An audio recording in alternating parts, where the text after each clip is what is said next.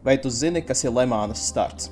Man ir jāskrien, jā. Es zinu. Jā, lieliski, jā, jo to līdz 1969. gadam lietoja Lemānas 24 stundu sacīkstēs. Nu, nākamnedēļ mums ir Lemānas sacīkste. 3, 2, 1, aiziet! Tā, kamēr viņš tur skrien un iekārtojas, pastāstīšu, ko viņš darīs. Water temperature terminal damage engine blown. Viņš brauks pa Lemānas 24 stundu trasi ar Porsche 963, kas ir Porsche Hypercar, ar ko viņi arī dosies uz Lemānu. Daudz man iesēdināja trasē, kur es vispār nezinu. Es pirmo reizi, man liekas, Lemānu vispār braucu. Bremzēju.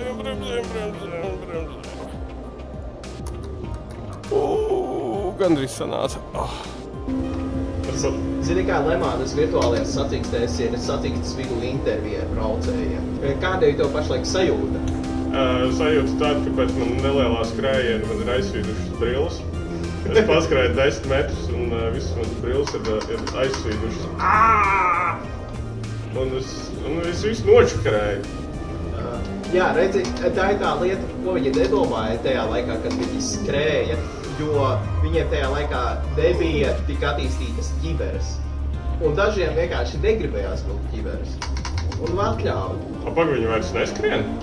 Nē, viņi beidza skriet 70. gadā. Brīnišķīgi. Pagaid, viņi tad no šejienes kaut kur skrēja? Jā, viņi rekordo labās malas, tur visas mašīnas bija ieslīpi. Jā. Un visi skrēja pāri šim ceļam. Tā kā cilvēks bija kreisajā pusē, mašīnas labajā pusē. Viņi pārskrēja pāri, ielica iekšā mašīnā un brauca. Bet es nesaprotu, kāpēc viņi pitstops to nevarētu darīt. Nu, ka ķipā sākas... Pitstop bija pārāk maza. Un tur tajā laikā nebija domāta pitstop, tad tik daudz mašīnām, cik īstenībā brauca. Vienai komandai bija 3 mašīnas. Jā, šīs bija vispār mans pirmais aplis šajā trasē. Es nekad dzīvē nebiju braucis šo trasu. Tā kā... Perfekti. Jā. Šī bija laba iepazīšanās Lemāna un Lemānas trasa kā tāda. Laika lūdzu.